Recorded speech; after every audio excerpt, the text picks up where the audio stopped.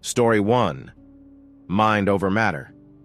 Human, I am saddened by how weak your race's mental capabilities are, Rox said as he sat down in the seat opposite him. Who starts a conversation like that?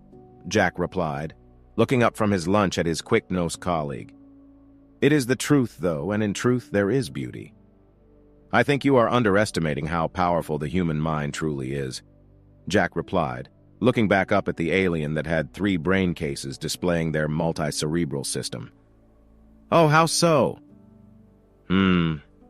Jack hummed to himself in thought as he tried to recall some of the things humans can do, thanks to their minds. I know uniforms. Uniforms? Rox repeated, confused. Yes, it's a little thing we humans have. You know how on some of the planets we've landed on, you saw humans wearing the same clothes? Rox nodded. Well, those are called uniforms and they denote a job. People who wear them can cause behavioral changes in the humans around them, even if they do not actually have the authority of that position. Human that is merely a plumage display, not a power of the mind.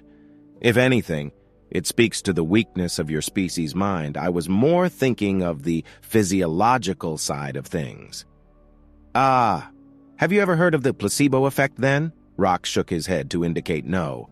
It is a fascinating trick we humans can do. You see, if you can convince a person a certain physiological change will occur, their belief can actually make it happen. Surely you jest. No, really. There was one study where people, after an operation, were given painkillers, but some were given placebos. They were given these powers?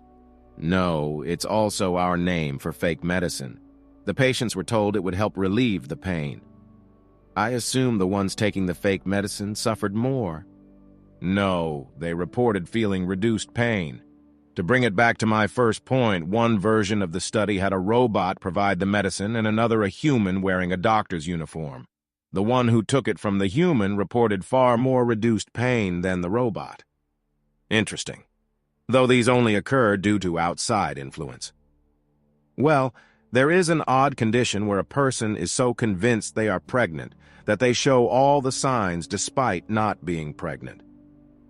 Interesting, yes, I will concede that much, but where is the practical use, say, in an emergency? Can this placebo effect grant great powers in time of need? No, Jack replied, shaking his head. For that, we have something called hysterical strength. You have a name for a power that you gain through your mind? Well, to be fair, it's more our mind letting go of control. You see these, Jack said, flexing his arm to show off what little muscle a desk jockey like him had. These muscles are exceedingly strong, like ridiculously strong, but our bodies can't actually handle their full strength, so our brains put a limiter on them. Your own singular brain limits your body? Rox asked, confused. Part of his species' nature was developing multiple brains to handle more of their body's inputs. Yes, but in times of extreme stress, the famous example is a woman seeing their child crushed under a great weight. In this emergency, the brain recognizes the need to lift the limiter, and even a small human can lift several tons. Several tons? Yes, of course it'll shatter our bones and tear our ligaments, but that's just humanity for you. We will sacrifice ourselves to save those we care for. I see. And all humans can do this? Well, it is an exceptional circumstance. But we all have the potential. You remember when Mickey was electrocuted and launched across the hangar? Rox nodded. That was the electricity activating all his muscles and launching him. That is what we could do if we could endure it. Well, now your race just feels scary. No wonder why you became the 3rd dominant species after cats and dogs. Wait, what was that about cats and dogs? Story 2, humans reincarnate. Alan took the offered food tray from the dispensary and looked over the canteen to find a free space. It was the lunch hour, so there were very few free spots. Over here, human Alan, Clonk shouted, standing up and waving while nearly toppling the table in the effort. Heading over to the table across the room, Alan settled into the free spot Clonk had saved for him. Putting the tray down, he settled in for what he could already would be an interesting lunch, less because of the bland food paste and more because of the company. The lot arrayed at the table always got into discussions about all manner of things. Looking at Clonk, the giant ball of muscle that he was, Alan slid the desert to him as a thank you for saving him a spot. "So, what is the subject today?" "Well, human Alan. The subject was Plinko's hatchling brood," Dost replied, sipping from a fruit juice pack. Alan's eyes widened in surprise. "You got kids?" In all their discussions about family, Plinko had never once mentioned having children, let alone a mate. "Yes, but only very recently. My brood partner was pleased to birth many healthy children." Plinko let a goofy grin spread across his face as he showed Alan a picture of the mother holding half a dozen children, all giving peace signs to the camera. "I taught them that gesture you taught me. They are so clever they can already calculate a planet's gravitational effect on FTL travel." Alan sagely nodded. Plinko's race was one of the smartest in the universe. Most, if not all, of their race could match a fully educated adult human by the age of 3. "Though Granta." Plinko paused to flick through dozens of photos till he found the one that solely showed the child in question. "Asked me, 'Daddy, what happens after we die?'" "Who, boy?" Alan let out a whistle. Not an easy question to answer. "No, it is simple. All physical functions cease, and we begin to decay." But he then asked me, "Where do our minds go?" I'll be honest that one has less research on it. "It is obvious, is it not? We move on to the Great Nebula," Dost declared, thumping a claw against the table. "Is that so?" Plinko asked. "My race believes we go to a paradise," Clonk added as he struggled to get the lid of the dessert pot off. "What about you, human Alan?" Plinko asked. "I understand your race has many ideas of the nature of what happens." Alan failed to restrain a chuckle at the observation. "Far too many ideas. Some cultures believed, like Clonk, we went to a paradise. Others believed that bad people would go to a place for eternal punishment. Some even thought you had to die fighting to get to the good place."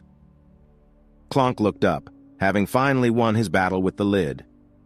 "Seems nice. Personally, I subscribe to the idea of reincarnation." Plinko tilted his head in confusion. "I'm sorry, human Alan. I am unfamiliar with the term." "It means when we die, our souls are reborn and we live another life." "And you retain memories? No wonder why humans are as crafty as they are." No.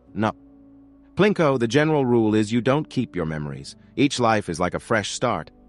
Though there are a few examples of people claiming to have memories from past lives. How intriguing. Some cultures believe that you can even become different species, that depending on the life you lived, you can become better or worse on the scale. "So by that logic, I might have been a human at some point?" Dost asked. "Possible. The ultimate goal for many of these faiths is to find a way to escape the reincarnation cycle. But that is a whole other point. But personally, I think when I die, I will start anew.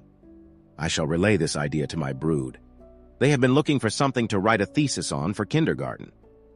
Story 3. Not all at once. It was the 19th day of the siege of Port Stain when the assembled forces of the 4th, 6th, and 7th Armies received a special shipment from the supply caravan supporting the 9th Crusade's assault on the Dark Continent.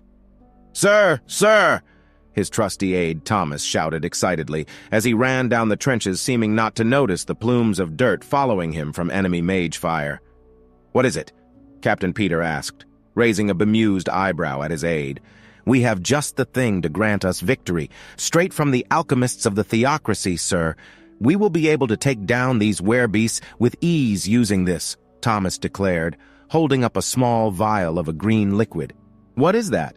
"It is a potion that will amplify our strength, unlock a human's true power. Supposedly the Lady Pope herself explained our own bodies, stop us from using our full power, but this will take away that restriction for a while." "So this little thing will unlock our strength?" Peter asked, taking the vial from his aide. "Yes, sir." Thomas eagerly nodded as he began to search his pack for the instructions on its usage. While he searched, Peter popped the cork on the vial and drank the contents. "Okay, here it says to add 1 drop to 2 gallons of water and stir to allow the chemicals to infuse in the water. Then allow soldiers to drink the water, and the effect should last an entire—" Thomas looked up and let an expression of unrestrained horror spread across his face. Did you just drink the whole thing, sir?" Why, of course I did. Such a small amount will... Peter's voice trailed off as he looked down at his fingers. They had begun to tingle. The whole world around him seemed to slow to a stop. Even Thomas's voice sounded distant and slow. Looking up, he could see that the war had ended, and it was now safe to step out of the trench and approach his former enemies. Running with glee across what had once been no man's land, Peter began to hear the most delightful tune as other soldiers joined him in the crossing. All were dancing and skipping. Truly, he could feel nothing but joy as they neared their former enemies' trenches. Landing in the trench itself, he was greeted by the most beautiful girl he had ever seen. Taking her in his arms, he spun around, enjoying the music. Though he felt embarrassed for accidentally stepping on the lady's toes, it was as he spun he could see even more beautiful ladies waiting their turn to dance with him. He had been raised a gentleman, so he guided his current dance partner down towards the blushing vixen and switched to her in one smooth motion. Proceeding down the line to the rear trenches closest to Port Staines' wall, he found himself face to face with someone who made his heart beat 1,000 times a second. Kneeling before her, he looked up into her eyes, took her by the hand and asked a question he, in his warrior's heart, thought he would never ask. "Will you spend the rest of your life with me?" The lady immediately blushed a deep crimson as she nodded vigorously, almost as if she could not wait for the pair to become husband and wife. In all his years, he had never thought that in a crusade in the Dark Continent, he would find true love. "Sir?" Thomas asked desperately. "Quick, spit it out!" Despite his pleas, the captain seemed to be lost in a world of his own. "Quick, get a medic! The captain accidentally consumed the regiment's entire supply of physical-enhancing potions." "Ha ha! We are finally at peace!" Turning to the source of the voice, Thomas was horrified to see the captain had started to climb out of the trench. "No, sir! Get back!" Thomas cried out, trying to pull him back before his head got blown off, only for the commander far past his prime to easily shrug off all attempts. Even with the combined weight of 12 men, he was still climbing out effortlessly. "It's no use, sir. He is using his full strength," a private cried out as the regiment reluctantly accepted they would lose their grandfatherly commander. Only they didn't, as he continued across no man's land in what seemed to be a drunken stupor. His strange dance-like motions perfectly moving him out of the path of targeted spells. Soon enough, he had reached the halfway point. At this moment, Thomas made a call. "All men over the top help the captain." With a roar for battle, all the soldiers in the regiment climbed up their ladders and charged across no man's land, each trying to keep pace with the captain himself. The ones nearing him, unfortunately, being blown away in a whirlwind of gore. "Shit! He's dropped in!" Thomas shouted, seeing him disappear from sight into the enemy trenches. Ducking for cover behind the hulking remains of a golem, Thomas waited for the mages to slow their mana shots so he could move forwards. Only to his surprise, they stopped entirely. "What's happened?" "I don't know, sir, but the trench is a bloodbath." Rushing to the edge where the soldier had replied from, he could see the trench was just as he had described. It was an utter massacre. In one spot, they could see the lower half of an enemy combatant and his guts in a spiral fashion all the way to his upper half. "He just spun them to death!" A Dark Continent soldier cried out, pointing to the direction the carnage led. Clearly, the captain's rampage had sapped any will to fight left in the enemies. Rushing down the trenches, Thomas finally found his commander kneeling before a hugware beast, likely from a bear bloodline, considering his appearance. Thomas felt a pang of fear run through him, had the werebeast bested the commander even in his enhanced state.